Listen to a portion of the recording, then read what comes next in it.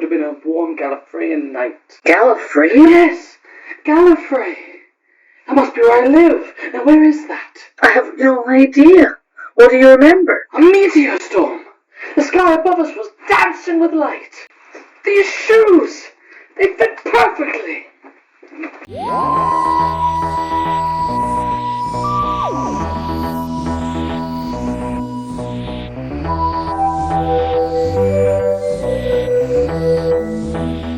Paul McGann is a really interesting case because there's almost two versions of this Doctor, and one definitely elevates this version of the character above where he normally sits. So, first of all, we'll talk about his original appearance and his only on-screen appearance for a very long time, and that was the Doctor Who movie. And now, despite this sort of being this hybrid American UK version, but it is very American in its storytelling and its production and things like that, this still keeps a lot of the lore. In fact, a lot of the early drafts of the script kept a lot more of the lore to the point where it would have been alienating for new audiences, while playing and fiddling with designs such as the Daleks. What we actually get is this very romantic, sort of Georgian Victorian sort of style hero that falls in love or, like, you know, kisses his companion at the end, and all these things you'd expect from an American hero. Which, obviously, there are versions of the Doctor that do fall in love or have romantic connections with their companions, so this is not an abnormality, but at this time,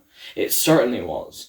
That was definitely not minus whatever Jamie and the second Doctor had going on. This was a very different version of the Doctor. Not to mention, some things just came out of absolute nowhere, like him saying that he's half human on his mother's side. A very Spock from Star Trek thing, being half Vulcan and half human. I don't know if this was in the same vein to humanize this character and make him less alienating to an American audience or an audience at all. However, that being said, this Doctor is very charming and very goofy and very well dressed and everything you'd kind of expect from your quintessential Doctor. There's nothing particularly special or boundary pushing about this Doctor, but he's perfectly charming, perfectly pleasant. Paul McGann does a great job at doing the wacky. It's just a shame that the film itself isn't brilliant. It's got a lot of very 90s sort of tropes in the way the Master is and things like that, and its storytelling doesn't always make the most sense, and to purist Doctor Who fans it does seem a bit strange and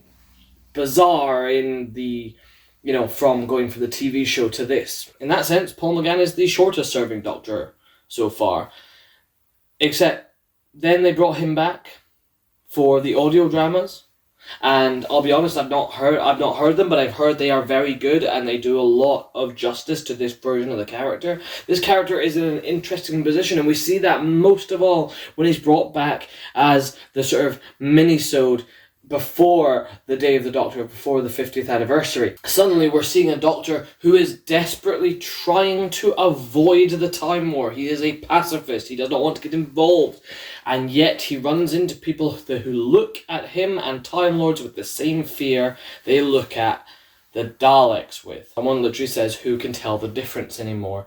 And this version realizes he cannot stay out of this. This is a Doctor at his wit's end who is broken down trying to avoid an inevitability of a conflict.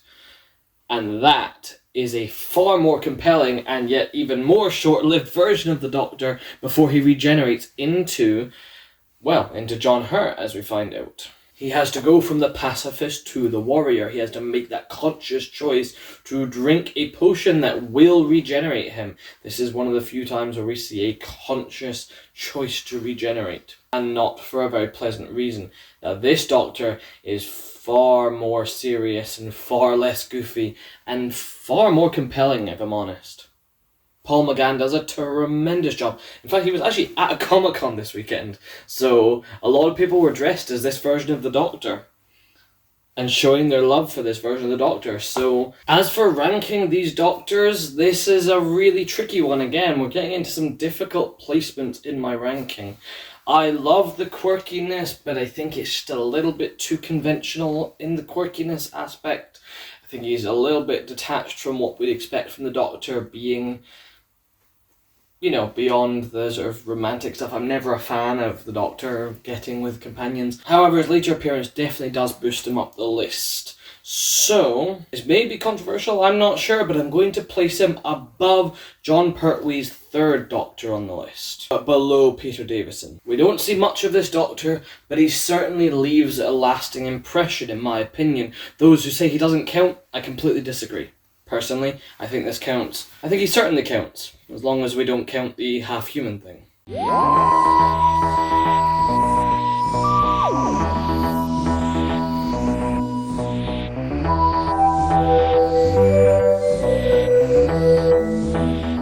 Warrior. Make me a warrior. I don't suppose there's any need for a doctor now. Will it hurt? Yes. Good. Charlie, Karis, Lucy, Tamsin, Molly, and Cass. I apologize. Physician, heal thyself.